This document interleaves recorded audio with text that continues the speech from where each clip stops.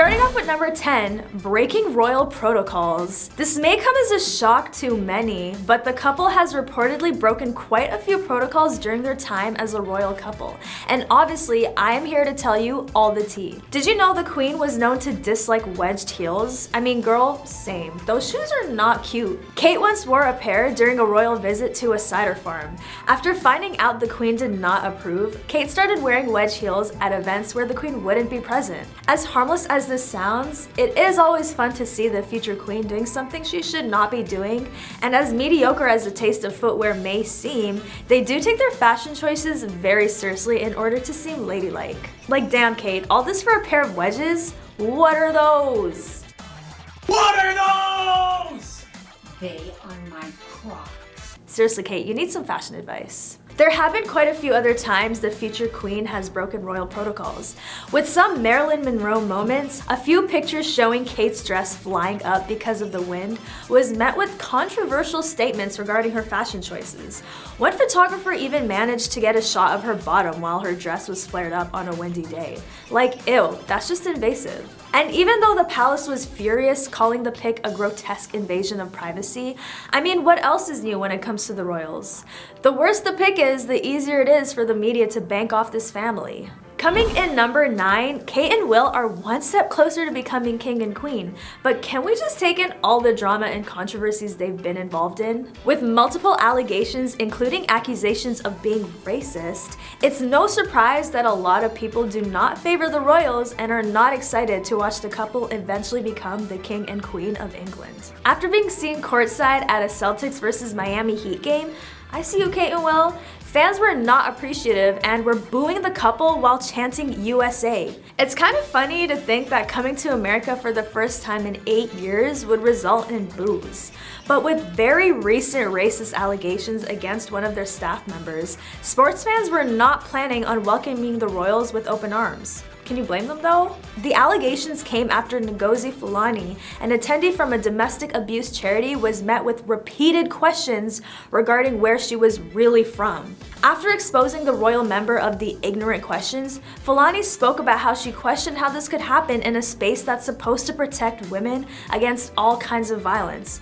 Go Ngozi, put these royals in their place. A Kensington Palace spokesperson made a statement mentioning their disappointment in Fulani's experience and that racism has no place in their society. This statement clearly wasn't enough since it was clear the American sports fans did not want the couple sitting in the arena with them.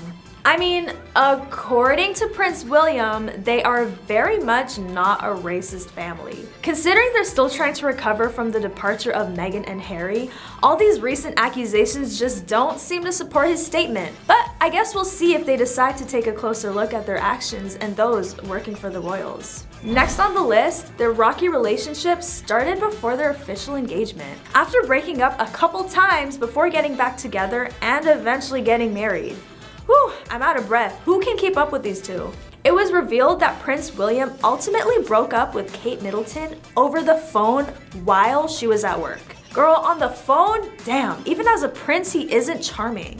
Having been with Kate throughout college, William was having doubts about the relationship. Allegedly, Kate excused herself from work to hear William's reasons for wanting to break up, which were, I can't, it just isn't going to work. It isn't fair to you. Sounds like a lot of excuses if you ask me. Yikes.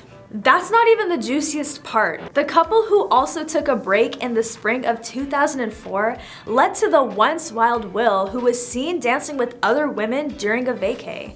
He even hired an all-female crew for a yacht trip in Greece. Like, this isn't Mamma Mia, Will. Kate was also seen to be doing her own thing after becoming freshly single from their relationship. Between taking trips to Ireland and Ibiza, Kate was spotted with an heir to the British shipping fortune. As savage as it sounds, the royal prince chose the least considerate ways to break up with Kate, who is now the future Queen of England. What a story. Eventually ending up together, all their history just seems like a fun tale to tell their kids now. On to number 7, Kate and Will's spendings, which have been coming under scrutiny.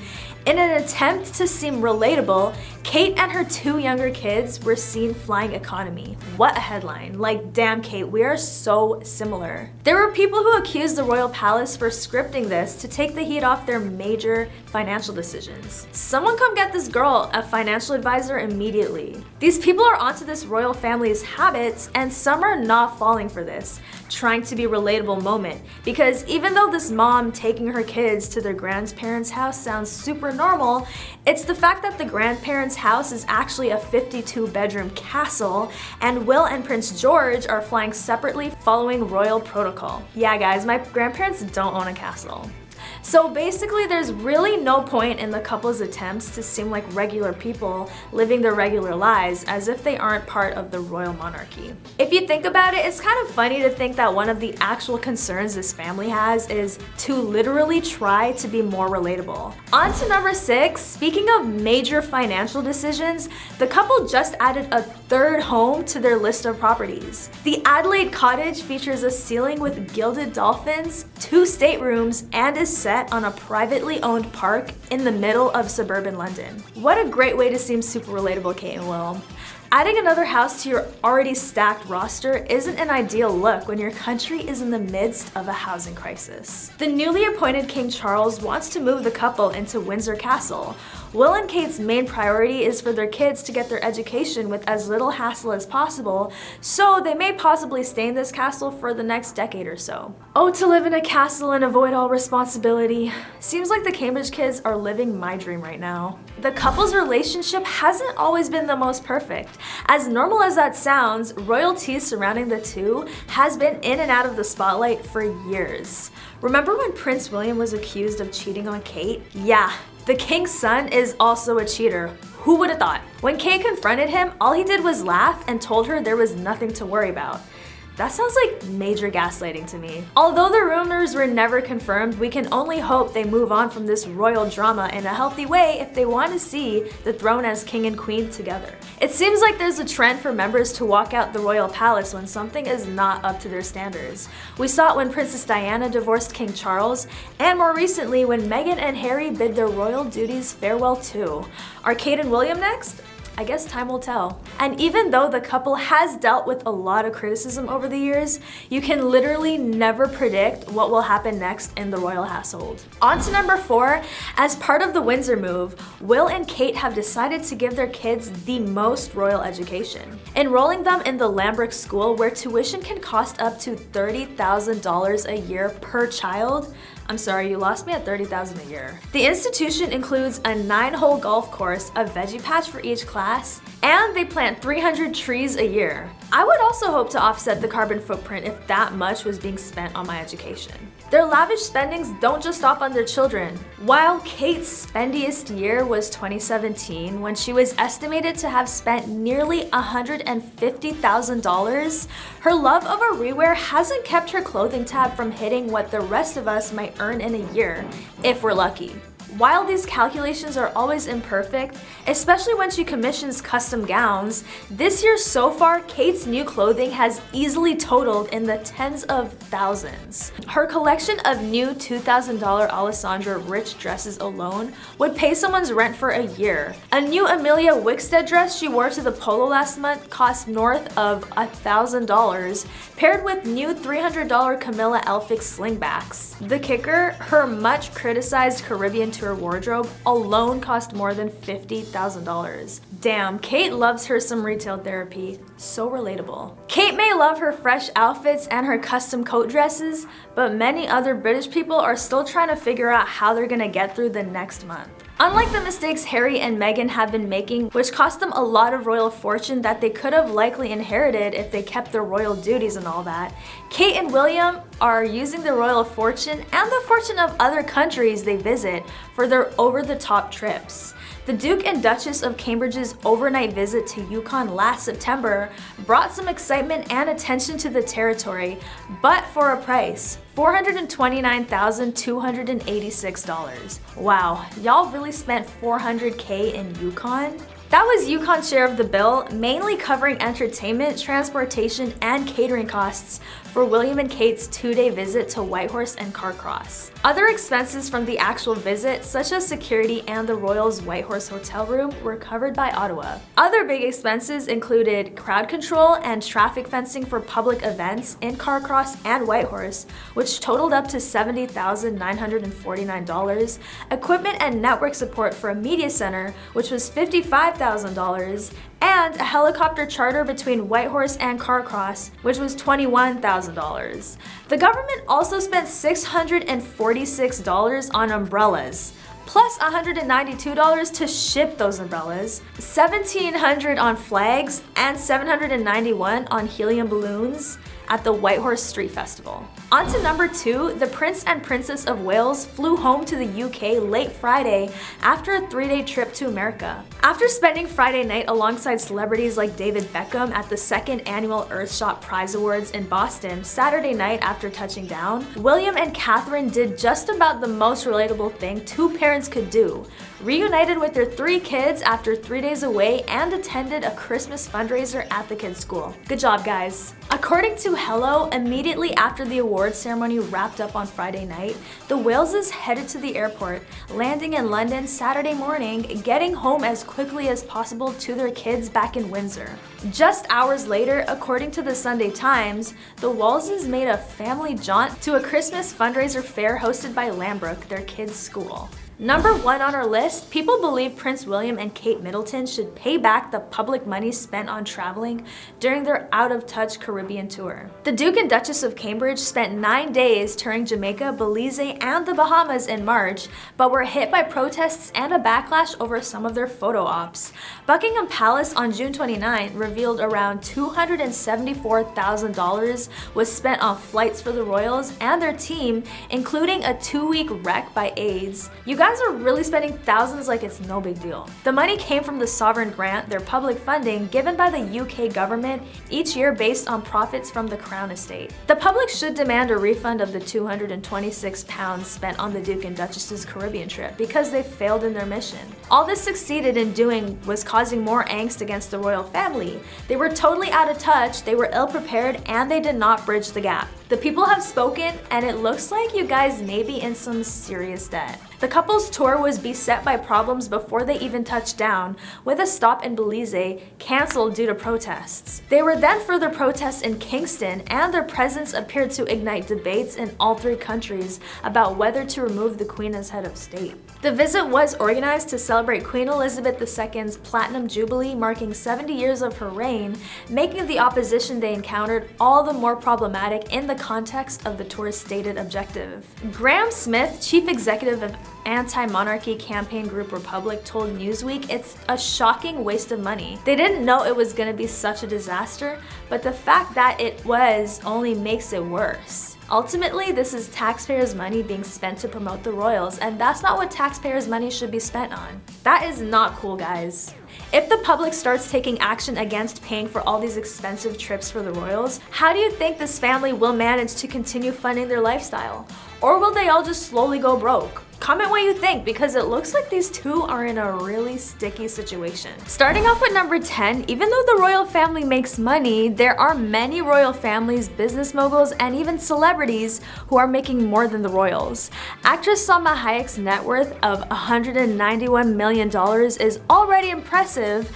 Add the wealth of her billionaire husband and you've got one of the richest families in Hollywood. François-Henri Pinault might not be as well known as his glamorous actress wife is, but the 58-year-old CEO of luxury brand Kering owns Gucci, Yves Saint Laurent, and Alexander McQueen. It's estimated that his net worth could be anything up to $31 billion. The couple owns a $32 million 2-bed townhouse in Chelsea, London, and 2 art galleries in Paris. The family also owns Christie's auction house and a 3,000-piece art collection. Married in 2009 on Valentine's Day, their wedding is still considered one of the most expensive ever. A lavish masquerade-style rehearsal dinner was held at the 17th century Punta della Dogana, which they don't own but spent $20 million renovating ahead of the big day. The glamorous 2-day event is believed to have cost $3 million, with Salma's wedding dress being made by Balenciaga. That's a way to spend your riches. Now I'm gonna have to go find a billionaire husband too. King Charles and Camilla's riches might be impressive, but a net worth of $31 billion is a whole different kind of flex. On to number 9, the world's richest royal family is in Thailand. King Maha Vajiralongkorn's family has acquired $30 billion in wealth. The family made their riches from investments through the Crown Property Bureau, which manages the property of the Crown of the Kingdom of Thailand. The king also owns the 545-carat golden jubilee diamond, which is the world's largest cut and faceted diamond. And if you think Meghan Markle hit the jackpot, consider this: the king is the first and only royal ruler to be born in the United States. The King of Thailand has built up an impressive fleet of aircraft in his collection and keeps adding more aviation vehicles to his disposal. The king owns 38 jets and helicopters exclusively used by the royal family in Thailand. He has 3 Airbuses, 4 Boeing Airlines, superjets, fighter jets, and 21 helicopters. Being rich enough to basically have a garage of luxury jets is a huge flex. In total, fuel and maintenance cost him $64 million. One of the biggest sources of wealth for the King of Thailand comes from the inherited assets acquired from his late father. He is also the largest shareholder in 2 of the country's biggest commercial properties. The property portfolio also has towering office buildings, luxury shopping malls, and high-end hotels in Bangkok. And of course, being a king and whatnot, the wealth is shown in the mansion he lives in, worth $12 million. The king also owns a massive car collection, royal boat, and some of the world's most expensive jewelry. Rishi Sunak will become the wealthiest ever Prime Minister of the UK, with his family's personal fortune surpassing the royals. Sunak became the country's 3rd premier in under 2 months. He is the UK's youngest leader since 1812, as well as the first person of color to serve in the role. But Sunak's personal wealth is also grabbing attention, especially as he takes the helm at a time the UK is facing an economic crisis he described as profound in his first address as Prime Minister. Sunak and his wife are worth a combined $837 million. In comparison, Queen Elizabeth was estimated to have a personal net worth of $424 million. Sunak and his wife will become the wealthiest to stay at the residence of the Prime Minister, surpassing the previous record holder, Edward Stanley, the 14th Earl of Derby, who served as Prime Minister 3 times in the 1800s and was worth about $509 million in today's dollars, according to the Guinness Book of World Records. Number 7 on today's countdown, the Duchy of Cornwall was established in the 14th century as a way to generate income for the heir to the throne and help to fund the king's private and official expenses. The $28 million profit he made from it last year boosted his official salary just over $1.1 million. The Crown Estate oversees the assets of the monarchy through a board of directors. Charles, as king, will serve as its chairman, but he does not have final say over how the business is managed. The estate, which official accounts value at more than $19 billion, includes shopping malls, busy streets in London's West End, and a growing number of wind farms. The royals are entitled to take only rental income from their official states and may not profit from any sales, as they do not personally own the assets. The estate's profits, valued at about $363 million this year, are turned over to the Treasury, which in return gives the royal household a payment called a sovereign grant based on these profits, which must be topped up by the government if it is lower than the previous year. In 2017, the government increased the family's payment to 25% of the profits to cover the costs of renovating Buckingham Palace.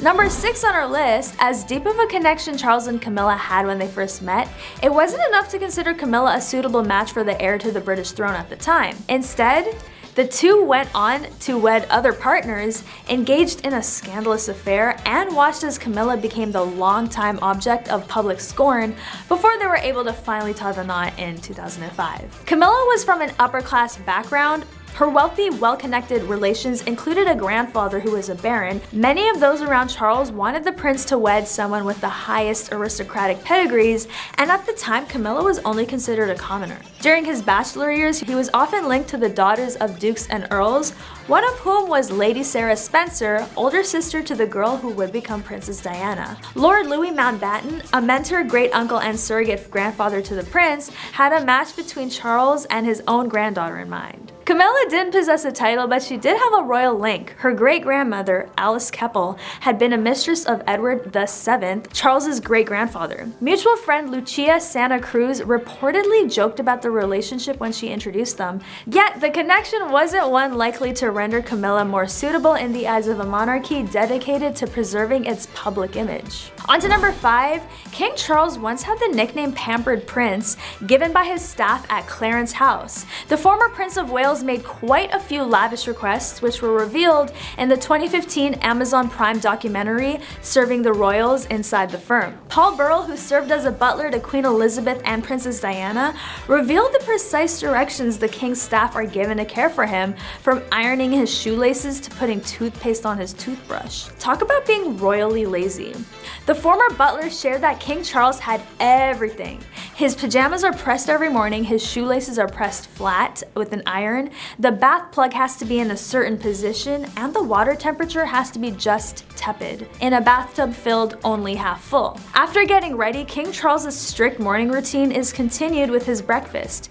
Prince Charles has a healthier option. He'd have homemade bread, a bowl of fresh fruit, and fresh fruit juices, said Chef Graham Newbold, a former member of the royal staff. Wherever the prince goes in the world, the breakfast box goes with him. He has 6 different types of honey, some special mueslis, his dried fruit, and anything that's a bit special that he is a bit fussy about. He also supposedly insists his cheese and biscuits be warmed to a certain temperature at the end of meals and makes his staff keep a warming tray nearby.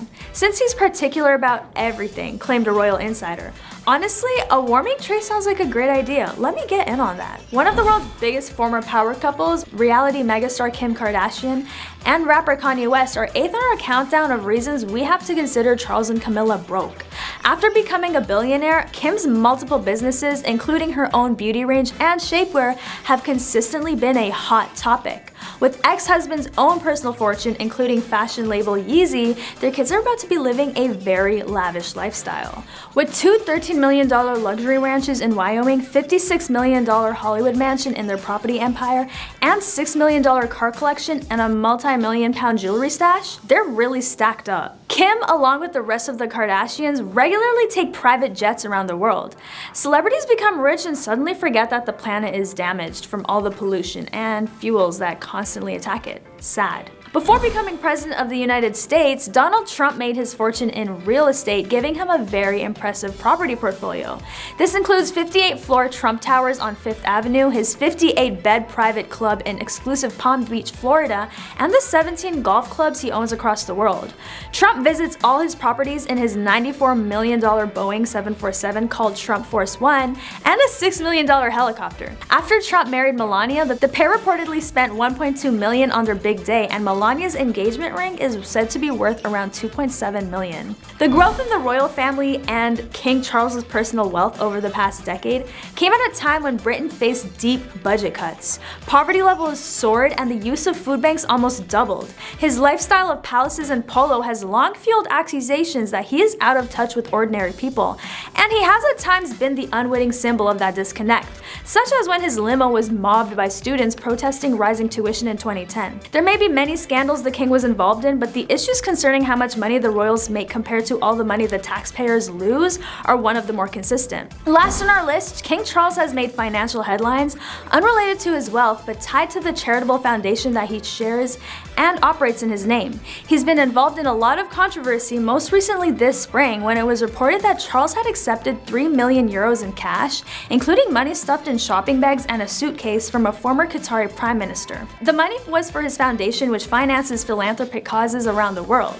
Charles does not benefit financially from such contributions. He's willing to take money from anybody, really, without questioning whether it's the wise thing to do, said Norman Baker, a former government minister. Charles received backlash with his outspoken views and campaigning, which is against royal protocols to voice any political opinions. In his inaugural address on Saturday, the king indicated that he planned to step back from his outside endeavors. It will no longer be possible for me to give so much of my time and energy to charities and issues for which I care so deeply about. So we can't help but think, how much wealth will this couple really lose if the future generations don't want to live under the ruling of a monarchy? What do you guys think? Number 10, as someone marrying into the royal family, your chances of becoming richer can get pretty high. At this point, I'm pretty sure we all know the story about how Harry and Meghan left the royal family to focus on themselves. And we all know that this was not taken well by the royal family, the British press, and even from the supporters of the royals. When Harry and Meg made the decision to step down from the royal duties, they had to give up their royal titles. Harry remained a prince, and the couple kept their Duke and Duchess of Sussex titles, but are no longer addressed as His or Her Royal Highness. Harry also gave up his military titles and therefore did not wear his uniform at the funeral of the late Queen Elizabeth. The couple was angry about media intrusion and frustrated that Buckingham Palace stopped them from developing their Sussex royal brand. I feel like because they willingly wanted to give up their royal duties to move to LA, they shouldn't be that upset about the palace not allowing them to use Sussex Royal. But what do you think? Is their frustration justified? Number 9. If the couple isn't working as royals, how are they making their money? The Sussexes own a media company, Archwell Productions, which makes various programs for Netflix. The deal is thought to be worth millions of dollars. This includes the Harry and Meghan docuseries, in which the royal couple talks about life in the royal family. Archwell also has a 3-year deal with Spotify where they make podcasts. The couple did not produce any content for the platform in 2021, which reportedly led Spotify producers to step in. Meghan Markle has since released her own Spotify podcast, Archetypes. Aside from that, Meghan was involved in writing and publishing a children's book called The Bench in 2021. Considering how much the couple is involved in, they might be doing just fine without the royal income, but how long do you think they're going to be able to keep up their lifestyle? Who knows how long these deals are going to last, or whether or not they're going to be making other deals after their drama with the royals isn't as relevant anymore.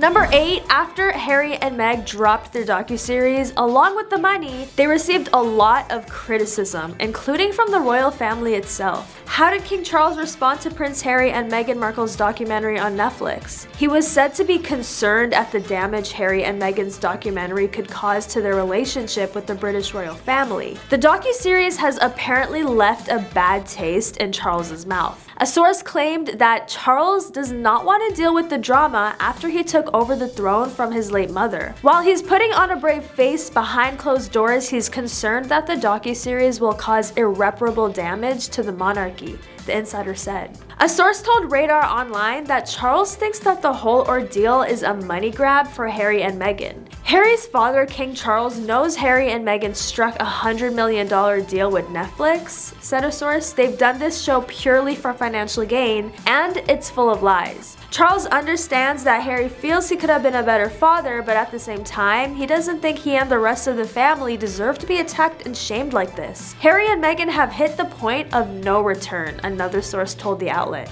As far as Charles is concerned, this is the last straw. But Meghan and Harry insist they needed to do the docuseries, said the insider. Of course, there are people who are going to say the pair are selling out the royal family, but Harry and Meghan have a right to share their account of what happened.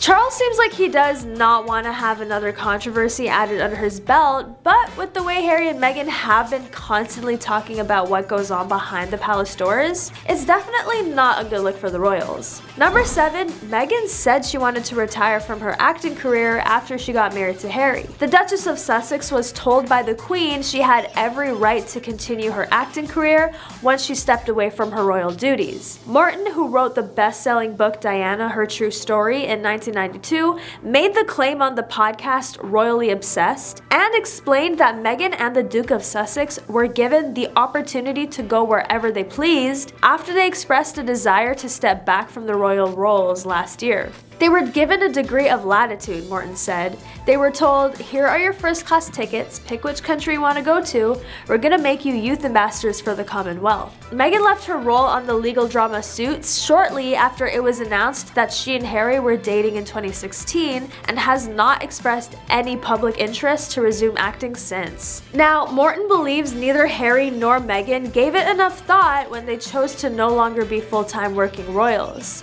What do you think? Is the couple on their way to losing everything, or will they benefit off this drama in the long term? Number 6, other than Charles, the senior royals are not publicly reacting to the series and are said to be getting on with their duties. Harry has also faced claims of hypocrisy after he used the show to slam Meghan's father Thomas Markle for doing deals with photographers. The shameless prince told Netflix, "It's amazing what people will do when offered a huge amount of money." He and Meghan are said to have been paid £80 million to spill their guts on the show. The couple was also called out for not telling the whole truth after at least 17 mistakes in their Oprah Winfrey interview. Meghan even had to apologize to the High Court after forgetting she had briefed the authors of Finding Freedom despite denying the claim for years. Yesterday, their spokeswoman raised eyebrows by claiming Megxit was never about privacy. Ashley Hansen told the New York Times their statement announcing their decision to step back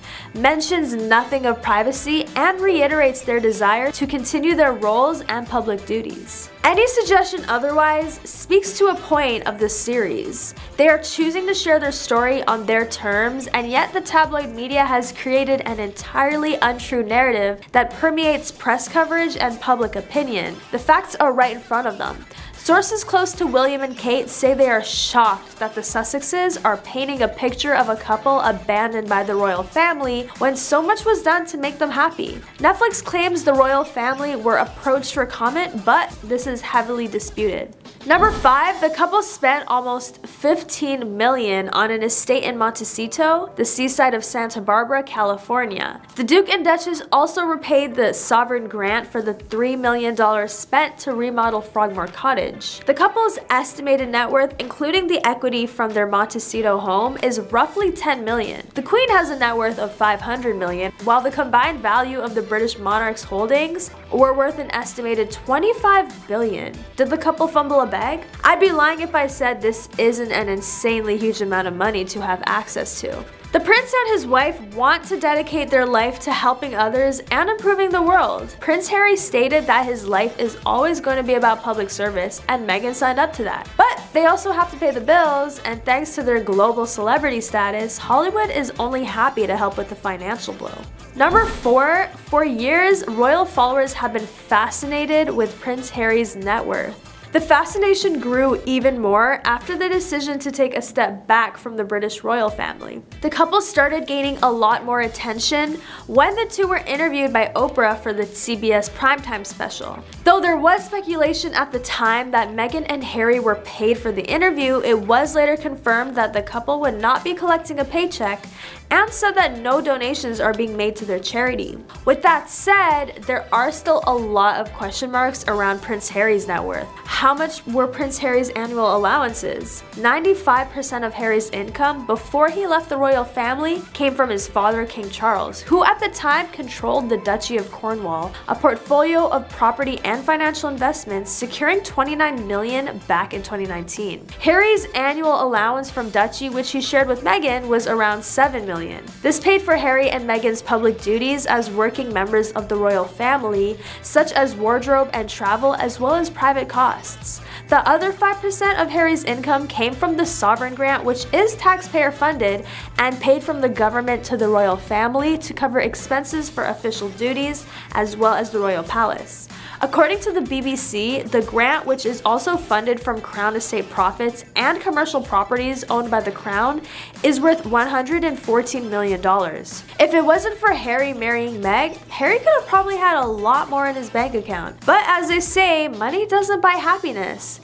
We wonder just how happy this couple is with their decision of leaving. What do you think? Number 3, it is necessary for all royal staff to sign NDAs. People in the palace don't want the public to know too much about what goes on in the palace, but when the rebellious Meghan and Harry released a docuseries that might as well have been titled Life as a Royal, they really caused even more damage to their relationship with the royals. In today's day, the internet is running media in a generalized way, and people are more curious about what they don't know due to everything being accessible at the click of a button. When the world can search anything and get an answer, the answers they can't get become a mystery that people become obsessed with. And the more secretive a government body like the monarch becomes, the more people dig and create ideas of their own. I get the docuseries does not follow royal protocol, but I think releasing some never-before-seen information saves the royals from an inevitable curiosity that killed the cat situation due to people fighting for truth in the modern era. Number 2, Harry's memoir, Spare, was officially published on January 10, but a lot of the book's content was leaked in advance, including the claim he was physically attacked by his brother Prince William. He also talks about his grief over the passing away of his mother, Princess Diana, and says he and William urged their father not to marry Camilla, the Queen Consort. From the publisher, the book is described as a landmark publication full of insight, revelation, self-examination, and hard-won wisdom about the eternal power of love over grief. The memoir reveals the memories of two young boys, two princes, walking behind their mother's coffin as the world watched in sorrow and horror. As Diana, Princess of Wales, was laid to rest, billions wondered what the princes must be thinking and feeling and how their lives would play out from that point on. When the book was announced, the publisher said some of the proceeds would go to charity. Two donations of $1.5 million and £300,000 respectively will go to the charities Centibale and Wellchild. Number 1, as to whether Harry would be invited to Charles's coronation, Anderson speculated he would be, but Harry would face heavier consequences depending on what Harry and Meghan chose. I think they will go in May unless everything blows up in everyone's face and irreparable damage is done. The titles and charities and whatnot, there's a lot left that Charles could do to punish Harry again. That includes the possibility that Charles could absolutely strip Harry and Meghan of their royal titles. Though it's more likely the monarch will take the keep calm and carry on approach, as Queen Elizabeth II so often did before she passed away. The Archetypes podcast host also talked about the process of making the series in her Variety interview. It's interesting, my husband has never worked in the entertainment industry before. She said, for me, having worked on Suits, it's so amazing to be around so much creative energy and see how people work together and share their own points of view. That's been really fun. Now that Prince Harry and Meghan Markle have completed their Hollywood transition, the couple is entering an uncharted new chapter in life now that they won't be returning as full-time working members of the British royal family. No diplomatic formalities, no government security detail, and no royal patronage. Starting off with number 10, I mean, this didn't come as a surprise to anyone, but obviously, if it wasn't for Meg, it's very unlikely that Prince Harry would have thought to step down from the throne. But then again, he did seem pretty unhappy with the royal life. And although his whole life he's never needed to do anything crazy to earn his money, I know it must feel like a whole new life, having to make money instead of it being handed to you on a silver platter. So I feel for you, Harry. I really do. Life really must be so difficult for you. Their infamously controversial decision to voluntarily leave left them cut off from the royal earnings they were making from doing royal things. After the move out, the couple was gaining attention in ways that made them seem like horrible people. After clarifying that the two were going to step back from their duties to focus on their mental health and working towards a life from their family without the royal toxicity, a lot of people had some strong opinions on their decision. Number 9 on our list, the projects the couple took after their sudden step back from the throne included the 3-year podcasting deal with Spotify, worth as much as $15 to $18 million. It's unknown whether the streaming music service has begun making money. The first podcast, a holiday special from their Archwell Audio, came out in December 2020 and was not part of the deal, making another $3.5 million a year. Prince Harry and Oprah Winfrey announced that they were going to executive produce a mental health series for Apple TV. The series was caught up in production delays, but is an extension of the Duke's own work that he candidly shared. Adding to the activities of their production company, both Harry and Meghan have earned money from book writing. Meghan published a book titled The Bench in 2021, and Harry has written a memoir, Spare, which should be releasing this year. For this book, Harry was reportedly paid close to $20 million. Harry also earns money from the mental health firm BetterUp, of which he serves as a board executive. Their biggest potential moneymaker might be the 5-year $100 million contract with Netflix signed in September 2020. They plan to produce documentaries, among other things, but we still don't know if Prince Harry and Meghan received an advance on the deal. If they did, it'll likely contribute to their net worth. Financial independence doesn't seem too difficult for them to achieve. What do you guys think? Was it a bad move to quit the royal life? On to number 8, the late Princess Diana is acknowledged by Harry for making their move possible. After being cut off from financial support from the palace, the relocated royals relied on the estimated $10 million inheritance Harry received from his late mother's estate. Although he was not a beneficiary of any of the $100 million fortune left by his great-grandmother, the Queen Mother. That's a fumble. $100 million in the bank account might not be looking too bad right now, is it, Meghan Harry? With Meghan Markle's $2 million earnings from her work in films and television shows, most notably the long-running legal drama Suits, the couple doesn't seem too far off from their own goal of comfortable financial independence. But is it all a facade? Are they really well off for life? Number 7 on the list, they bought a $14 million estate in Montecito, the seaside Santa Barbara, California, home to A-list Hollywood celebrities. I always wondered if the relocation was both of their decision, or did Meghan just really want to move back to the US? The Duke and Duchess also repaid the sovereign grant for the $3 million spent to remodel Frogmore Cottage. So if I did the math right, that means Prince Harry and Meghan are left with $5 million, at least for now. Their estimated net worth, including the equity from their home, is roughly $10 million. The Queen has a net worth of $500 million, while the combined value of the British monarch's holdings were worth an estimated $25 billion. Did Harry fumble a bag? They needed to focus on their mental health, so it's fair, but I'd be lying if I said that isn't an insanely huge amount of money to have access to. If put in the same position, I wonder how many other people would do the same. Would you leave the royal household for your mental health if you were born or married into it? The prince and his wife want to dedicate their life to helping others and improving the world. Prince Harry stated that his life is always going to be about public service, and Meghan signed up to that. But they also have to pay the bills, and thanks to their global celebrity status, Hollywood is only happy to capitalize, helping to cushion the financial blow. On to number 6, let's talk about the Oprah interview. After the CBS special interview was aired, some supporters and haters stirred some drama about the kinds of conversations that were had. Many were even calling Meghan out for lying about what was happening to her during her time as a working royal. Whether or not she was telling the whole truth, at the end of the day, she did what she had to do to find peace, which is good for her and their family. The allegations about her lying and victimizing herself became another reason to hate on the Duke and Duchess of Sussex. Meghan and Prince Harry discussed their time as working royals and their experiences since stepping down.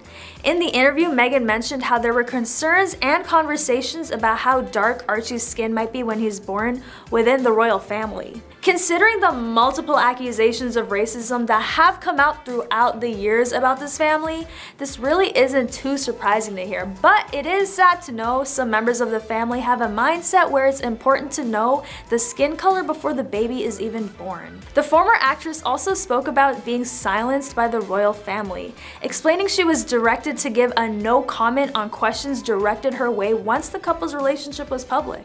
Counting down to number 5, family drama continues with Meghan's side of the family too. Meghan's father, Thomas Markle, went behind Meg's back to do media interviews after the wedding and criticized his daughter and other members of the royal family, which Meg later admitted was very embarrassing for the family. Thomas might have taken it too far, leaving his relationship with his daughter in pretty bad shape. According to Meghan, the Queen and Prince Charles advised her to write her father a letter, but somehow the letter was found and leaked to the public. #suspicious. The Mail on Sunday printed part of the letter, editing out the lines about the media's behavior. What a coincidence. Whether you hate or love the couple, you gotta admit that it's a snake move to publish intimate conversations and simply a gross invasion of privacy. But of course, the family and media drama doesn't end there. They asked for permission from King Charles to move to Canada. The plan was to continue working within the Commonwealth and doing work in the name of the Queen while moving away from the media and photographers. Harry wrote emails to King Charles putting their plans into writing at Charles's request. He said he included a detail that the couple would be willing to relinquish their Duke and Duchess of Sussex titles if their moving plans didn't materialize. Harry said it was 5 days later that their plans were on the front page of the newspaper. Did the royal institution leak the couple's plans to move to Canada? It seems like that's what Harry was indirectly saying. At that point, they decided to step back from their duties and pursue financial independence. Living in a family with snakes, I would want to get out of there ASAP too. Good for you, Harry and Meg. Number 4, Harry really broke up with the royal family through email. Not only did Meghan think it was best for them to move out of the royal palace completely, the process soured their relationships with other royal members, including the staff, with the reports of a few longtime members quitting because of Meghan's behavior. Apparently there were several reasons for the staff to call it quits, like Meghan shamelessly sending multiple emails throughout the night or demanding instant gratification while freaking out about what to wear and home renovations. I can't even lie, that sounds exhausting. No one wants to answer emails at 1 a.m. Come on, Meghan. And Meg, if you're out here victimizing yourself but at the same time bullying other members of the royal staff, what are we supposed to believe? On the other hand, the bullying got so bad for Meghan that Harry himself took a stand to defend his wifey and make a statement about leaving her alone because some media sources were taking it too far. And even if he is right to defend Meghan, if she was really treating other people without consideration, it makes the whole thing seem over-exaggerated, which they have been accused of doing in past interviews. On to number 3, it is a known fact that Meghan is pretty determined to do her way. I mean, she literally made so many controversial decisions in the past couple years alone to prove she can do whatever she thinks is best. During a conversation with the Queen's personal assistant, it was insinuated that Meghan should wear a hat since the Queen would be wearing one, but Meghan preferred to go without one. She really said, "I'm gonna do me regardless." It seems like Meghan and Harry want to cherry pick events they'll attend, the charities that they support, and the endeavors they want the public to be a part of without having to experience the downsides of a public life. Number 2, is the spilling of the tea ever going to stop? The only way to shut out the media entirely is to completely remove themselves from public life, which would include their charitable works and likely any attempts to become even wealthier than they already are now. Only then will the press get bored and move on. But with the way they have been doing things, that truly seems unlikely. Whether they want to admit it or not, it really seems like they're enjoying all the drama and news about them. In a way, the constant conversation surrounding them is keeping people interested and making them money, which is never a bad thing. Harry didn't ask for this life per se, but Meghan must know better. The life of a former actress in Hollywood is equal parts craft and brand. You hope you're making art, but you also have to market yourself so that people watch it. Before she left to become a duchess, Meghan was capitalizing on her own Suits fame with a minor influencing career of her own, which included a blog called The Tig. Not at all coincidentally, the designers behind The Tig also created the new Sussex Royal website. For years, royal followers have been fascinated with Prince Harry's net worth, which obviously grew even more after their decision to take a step back from the British royal family.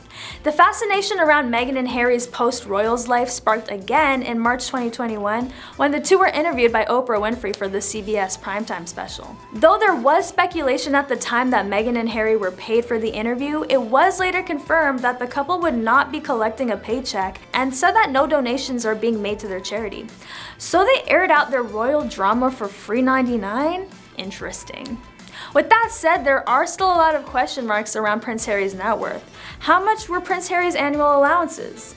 95% of Harry's income before he left the royal family came from his father, King Charles III, who at the time controlled the Duchy of Cornwall, a portfolio of property and financial investments, securing $29 million back in 2019. Harry's annual allowance from Duchy, which he shared with Meghan, was around $7 million. This paid for Harry and Meghan's public duties as working members of the royal family, such as wardrobe and travel, as well as private costs. The other 5% of Harry's income came from the Sovereign Grant, which is a taxpayer-funded and paid from the government to the royal family to cover expenses for official duties, as well as the royal palace. According to the BBC, the grant, which is also funded from Crown estate profits and commercial properties owned by the Crown, is worth $114 million.